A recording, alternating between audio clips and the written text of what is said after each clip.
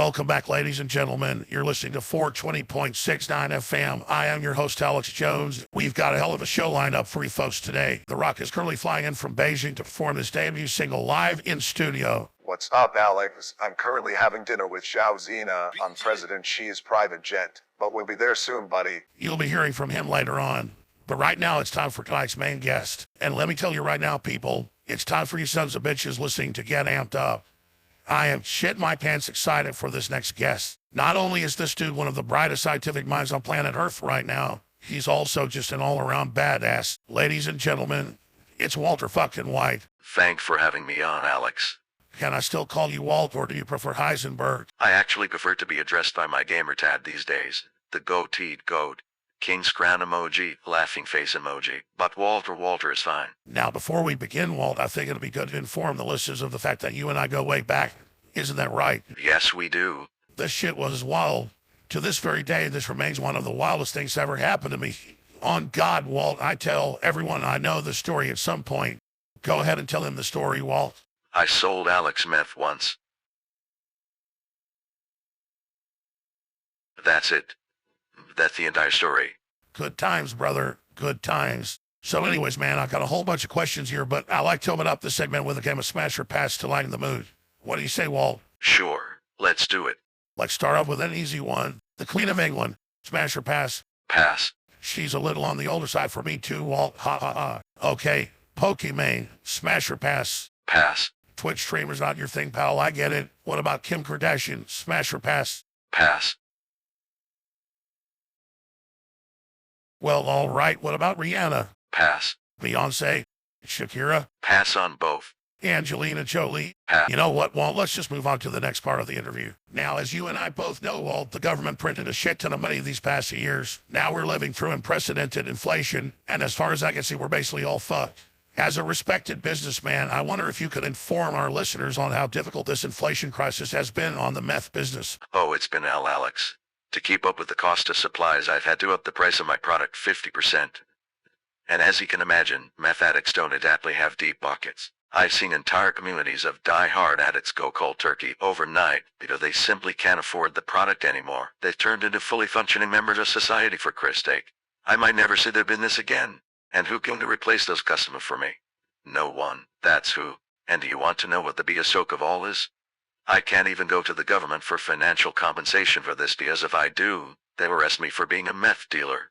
I mean, what has happened to this country? What an absolute tragedy. There won't be a single dealer left in the country if this keeps up. Now, in the interest of fairness, Walt, we reached out to the White House for comment on this issue, and the big guy himself has agreed to come on the show to defend his administration's economic policy. Mr. President, before we begin, I'd just like to remind you to speak into your mic on your phone. Thanks, Alex, but don't worry. My staffers wrote all the instructions on this piece of paper for me. And I'd just like to say about that Walter White guy. He's full of horse shit. Listen, pal, you and I both know that my son Hunter was your best customer. There are verified WhatsApp messages from his laptop that can prove he alone was consuming 50 to 60% of the meth you were producing.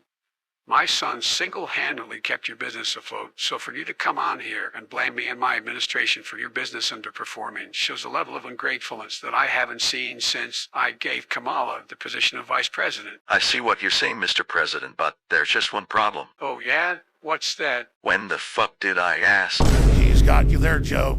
He didn't actually ask you for any of the information you provided, thereby rendering your arguments null and void. I therefore announce Walter White the winner of tonight's debate. Gentlemen, The Rock is finally in studio now, so I'm going to leave the conversation there for now. I'd like to thank you both for coming on. And Walt, I wish you the best of luck with the meth business. And Mr. President, I hope you enjoy your nap time. I appreciate that, Alex. They've got hot cocoa and an electric blanket ready for me here, so I think it's going to be a good one. Thanks again for having me on, Alex.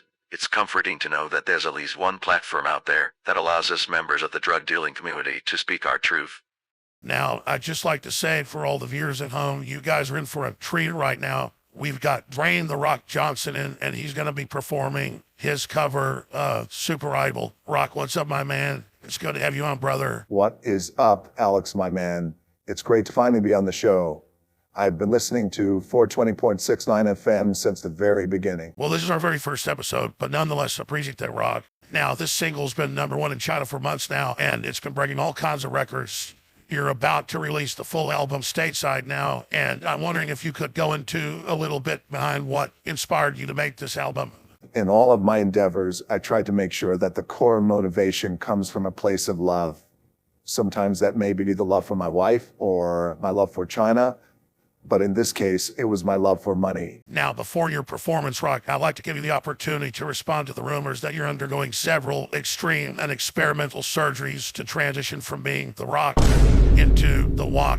Is there any truth to these rumors? And if so, what's the thought process going into that? I am so glad to finally be able to address these rumors, Alex. I can confirm that these rumors are in fact true.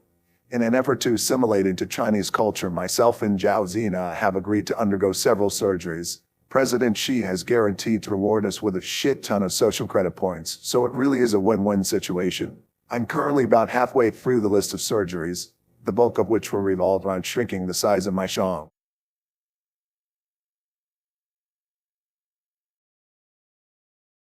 Alex, are you there? Well, I guess I'll just do my own intro. This is my cover of Super Idol. It's a track on my upcoming album in which I cover many classical Chinese songs. The Red Sun in the Sky is another song on there that I think you're all going to love. For legal reasons, I have to inform you listeners that there are several subliminal messages in the song that may or may not cause you to fall in love with China.